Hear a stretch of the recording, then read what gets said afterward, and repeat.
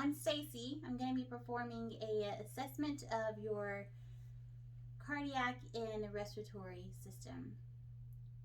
All right. And your name is? Daryl. Okay, nice to meet you, Daryl. Just going to perform some hand hygiene here.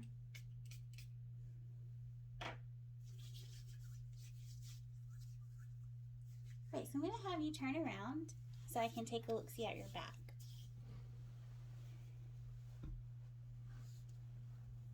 I'm just going to pull your rope down.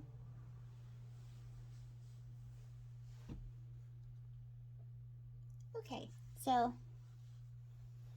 temperature feels warm. Don't notice any lesions. I do see some scarring, but nothing abnormal. Okay, so I'm just going to have you turn just a little bit more. Good. So I'm just you're gonna feel me touching your back. I just want you to breathe regularly.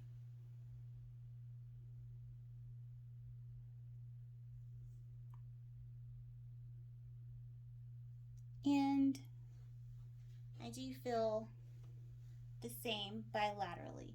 So equal upon palpation.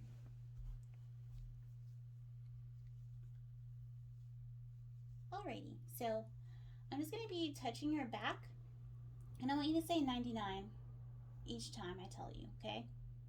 So go ahead.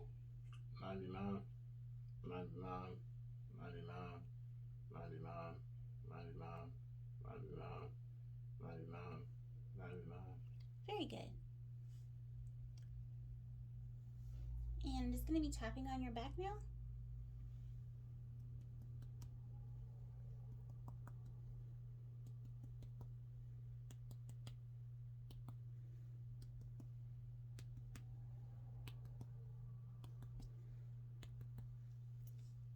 And I do hear some resonance, no dullness, but equal bilaterally. Okay, I'm just going to be listening to your back with my stethoscope. I do apologize if it is a little cold. And each time I place the stethoscope, if you could please just take a deep breath in and out. Okay?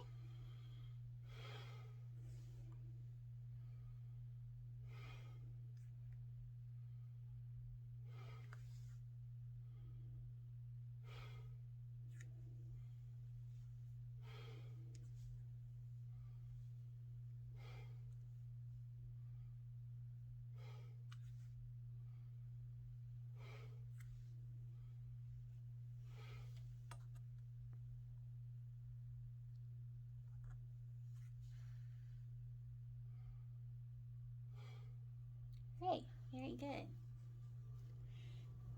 So all lung sounds were equal and clear bilaterally.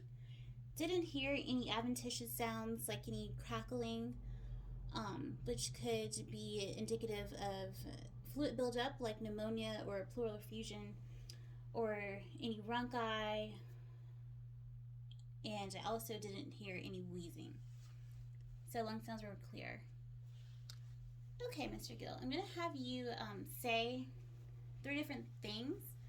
E, 99, and then I'm going to have you whisper 1, 2, 3. And I'm just going to begin listening with my stethoscope.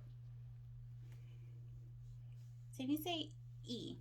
E, E, E, E, E, E, E, E. In E, it did indeed sound like E. There was no distortion with saying the word or saying the letter E, and it did sound equal bilaterally. So this I'm going to have you say 99.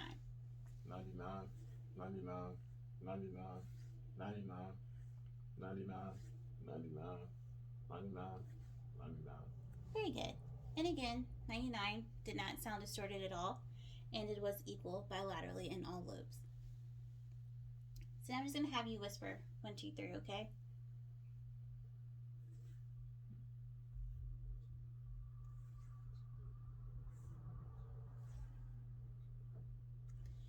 In upon Mr. Gill whispering 1, 2, 3, I actually could not hear it. It was inaudible. So that is a normal finding. If I could hear 1, 2, 3, or if it was increase in sound, then that could be indicative of a solid mass, not so much as the airspace in the lungs. So again, that was a normal finding.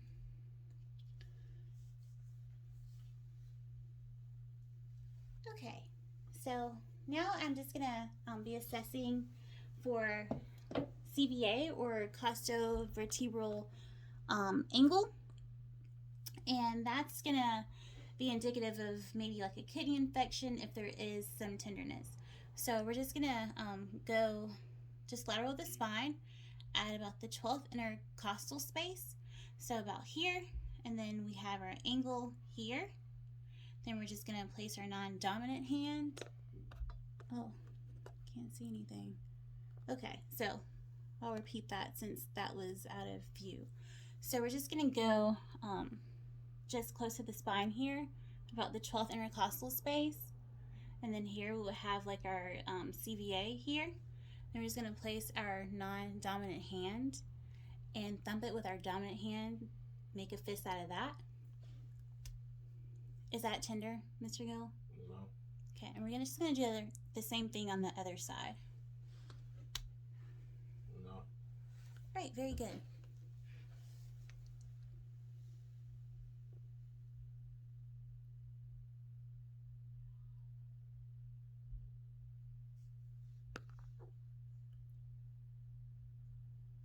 Okay.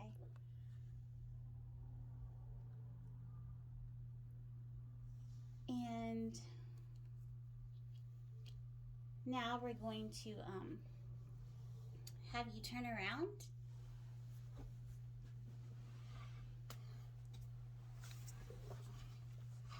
And so we're just gonna take an overall look at the front of the chest. Again, assessing temperature, which is still warm. And I don't see any lesions or bulging.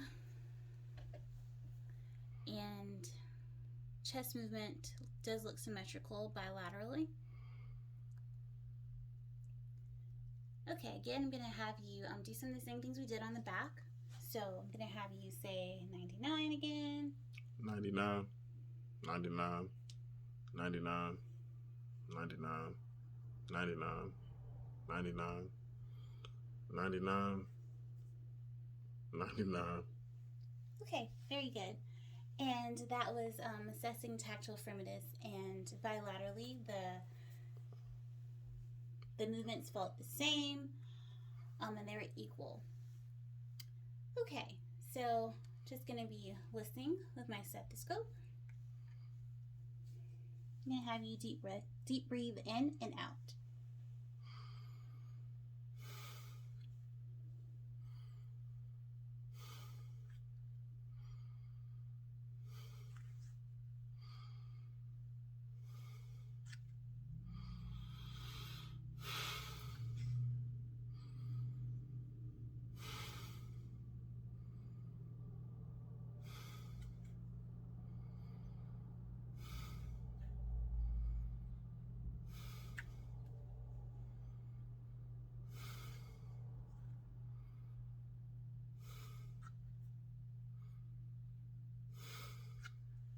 And again, these long sounds were clear and equal bilaterally. I didn't hear any adventitious sounds again, like any wheezing or crackles.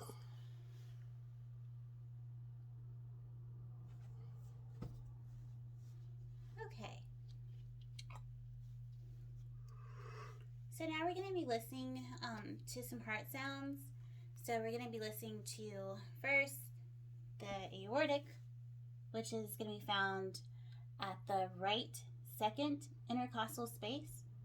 So in here. So we're going to be listening first with our diaphragm in each of those places, and then come back and listen with the bell. So now the pulmonic, which is going to be at the left second intercostal space.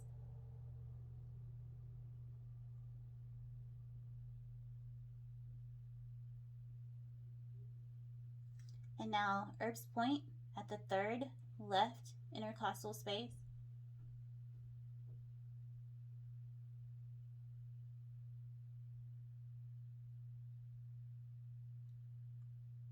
And tricuspid, fourth left intercostal space.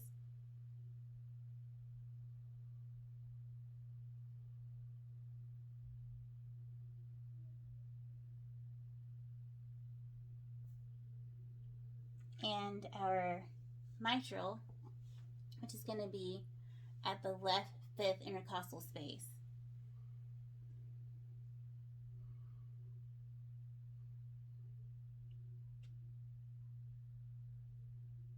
And now we're going to come back and do the same thing with the bell of our stethoscope.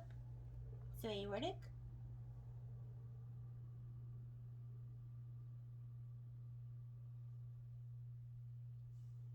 pulmonic,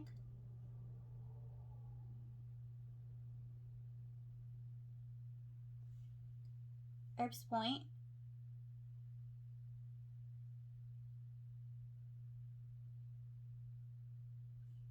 tricuspid,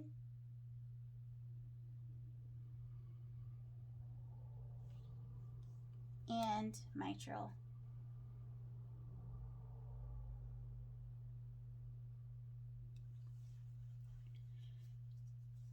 Now our point of maximum impulse is going to be at the left fifth intercostal space, and it's going to be medial of the midclavicular line. So about in here, say.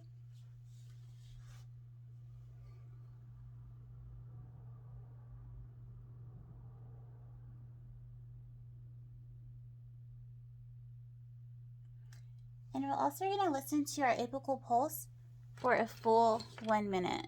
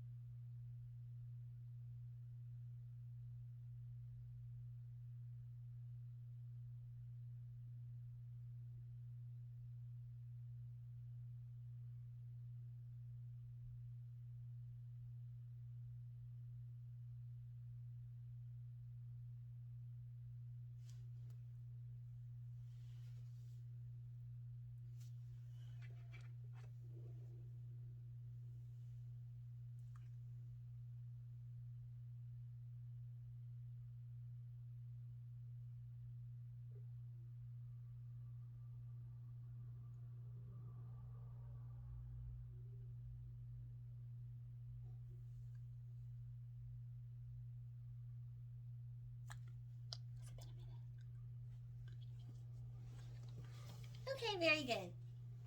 So we have a rate of 68 and the rhythm was regular. Alrighty, Mr. Gill. I'm now going to have you lie down. And again, I'm just going to be listening to your heart sounds.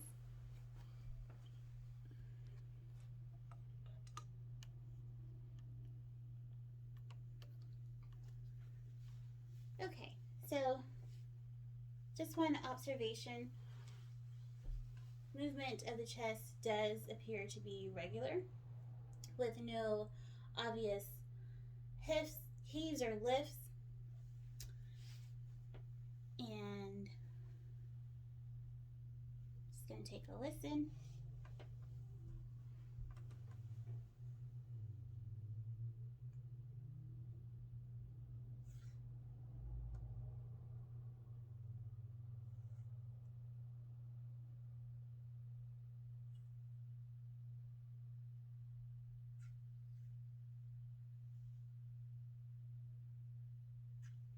Again, with our bell,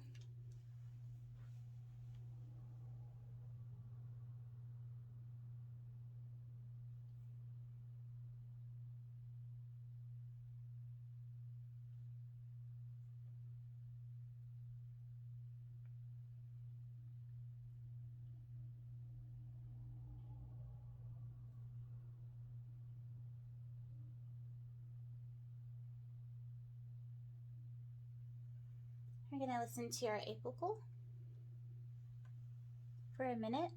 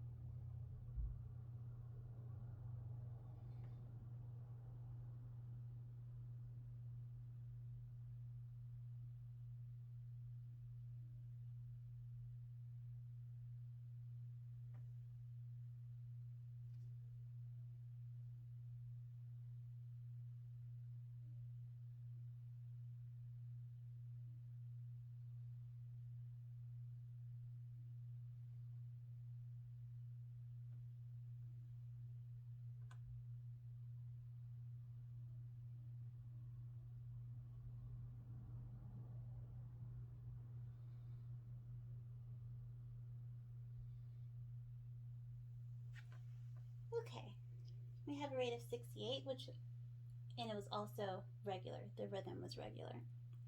So now we're just gonna palpate the same place that we auscultated to make sure there's no normal pulsations.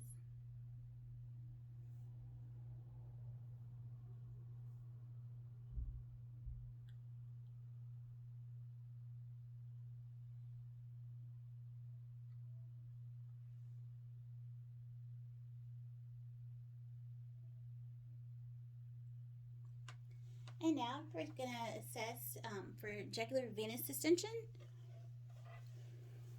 And so we would just have the client's bed elevated to about 30 to 45 degrees, and we'll have them look the opposite direction of whichever venous that we're going to be looking at. So Mr. Gill, if you could turn and face the window.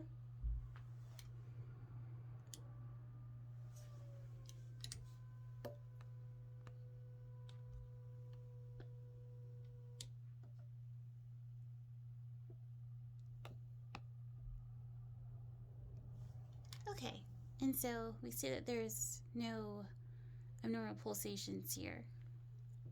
If there was venous distension, we would see it against the jugular here, but we see none. And we'll do the same thing for the other. So if you could turn and look this way. Good.